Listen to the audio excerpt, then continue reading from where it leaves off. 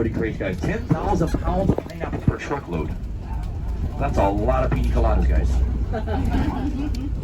That's a lot.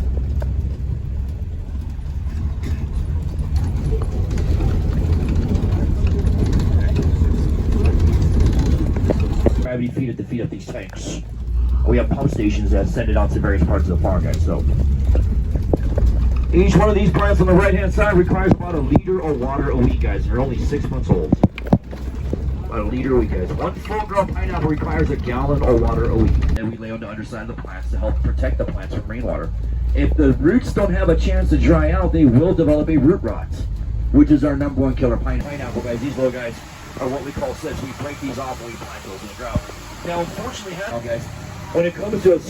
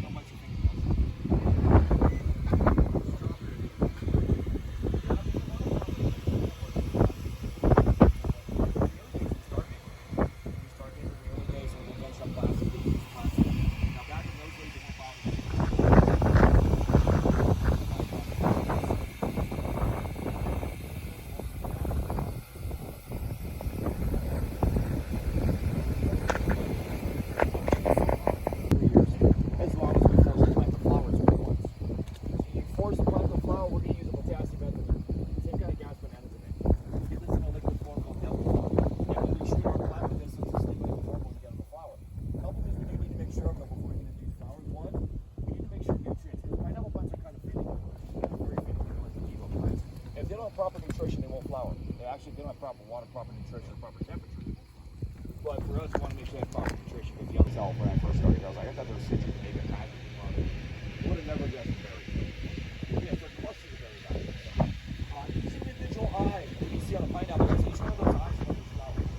So when they kind of wait for the time to get that pineapple, individual eyes is individual segment, individual berry. All clusters. From start to finish, the pineapple takes 18 months. You're not riding down the mountain, man. That is not the bike drive to get reacquainted with your biking skills. But it was a fun job.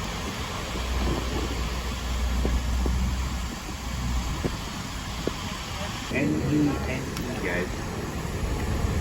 They're believed to be descendants of the Canadian geese. And they got blown off course. Landed here in the island, you know, most people come to Hawaii, they don't want to leave, right? So they stay. And they're actually starting to go through what's called adaptive radiation, guys. The webbing of their feet has started to retract. They're getting more of a claw-like structure. Their necks are getting shorter. Their color scheme is changing, guys, because they're more dry land now, right? So, but they're the Hawaii state bird. They could bring with barbecue sauce. No, I'm just kidding. They're going to take it over there for planting where we came out of to get ready to start planting, guys. So you can see the workers wearing multiple layers. I don't think anybody's ever been stabbed by a pineapple, guys, but it sucks. It's not very pleasant, trust me. In fact, one of these days I went to pick this up to do photos a while back, and I reached out like this, one of these center leaves right here slipped up under my nail and broke off.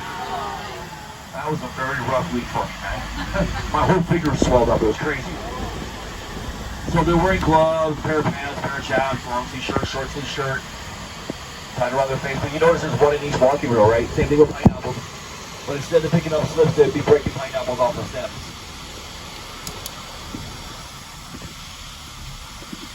Now, could you imagine being out here on a 90-degree day wearing multiple layers, like 70% humidity, and you're just layered up with no wind?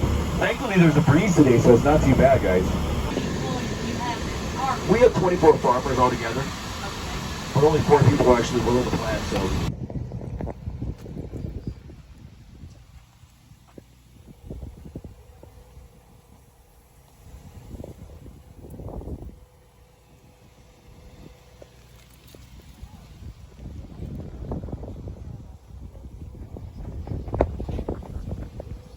In the supermarket, in fact, I just read an article the other day. The number one way you know you're getting a pineapple in the supermarket is just pulling these little leaves out, guys. If it's a ripe pineapple, that has no bearing whatsoever whether the pineapples are ripe, guys. I can do the same thing to one of these guys right here, and they're not ripe, guys. It has no bearing whatsoever whether the pineapples are ripe, guys. That is the case. I want you guys to know that right away. ripening after the pick. And we harvest our pineapples at peak ripeness. So peak ripeness is when the sugar levels are high enough to complement the citric acid, so sweet and tart. And we do this by measuring the sugar levels and doing tasting and things like that, guys. What we do is when we measure the sugar levels, guys, we're looking for an overall target of 12 to 15 bricks. And you do that by juicing the pineapple, measuring the total dissolved solids in the juice. When we start getting close to our target, we can then begin the ripening. And when the pineapple ripens, the citric acid lowers. So sugar level comes up, citric acid comes down. There's a point in time where you have this balance. This is when we want to harvest the pineapple. This can happen where the pineapple is green or gold. If we have a pineapple with really high sugar, we can harvest more on the green side. If the sugar levels are a little lower, then we want to ripen the pineapple a little bit more, right? A little bit more on the gold side. If the sugar levels are really low, then we want that pineapple to be super gold. So it doesn't really matter whether the pineapple is green or gold, guys. It doesn't really have any bearing on whether it's a ripe pineapple or not. Because what we're looking for is that nice sweet to tart ratio. And that can happen whether it's green, guys. So, but what you really want is you want a fresh pineapple. So you want to make sure they're nice and firm, guys.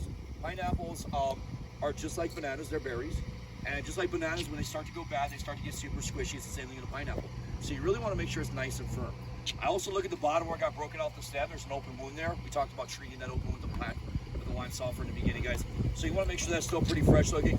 A lot of people tend to set their pineapples down like this, guys, which usually tends to bruise the bottom first. So you want to make sure the bottom's all nice and firm. And then you want to scan the outside. What you're looking for is discoloration, just like you would on a banana.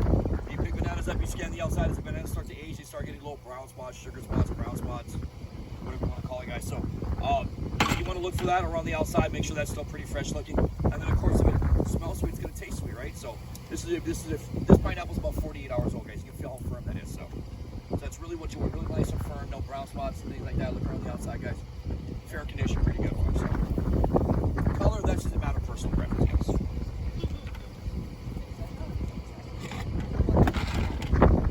So that is pretty much how you pick a pineapple.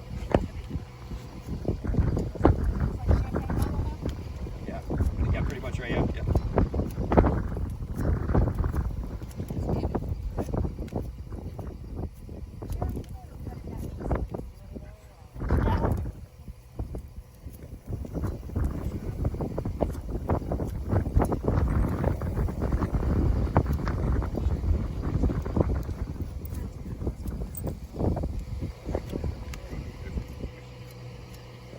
Yeah, I keep telling the farm manager we need to sell these knives in the gift shop.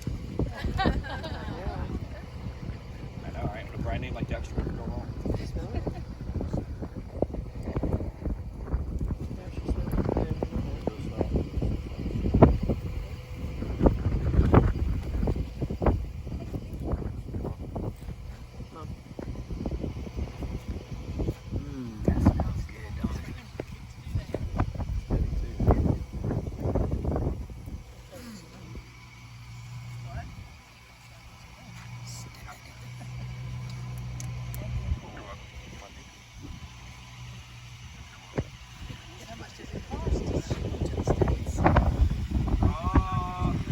Pineapples below 2 pounds.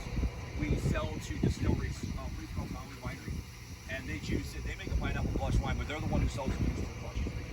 So they make pineapple blush, and the distilleries no affiliation to the plantation whatsoever. They just use our juice. So, they also make beer and other things out of wine, beer. Beer out of pineapple. There's a pineapple bottle beer called made by Maui company. You can find it. So yeah, they make liquor out of the ones that are too small for retail sales, guys. So, any other questions?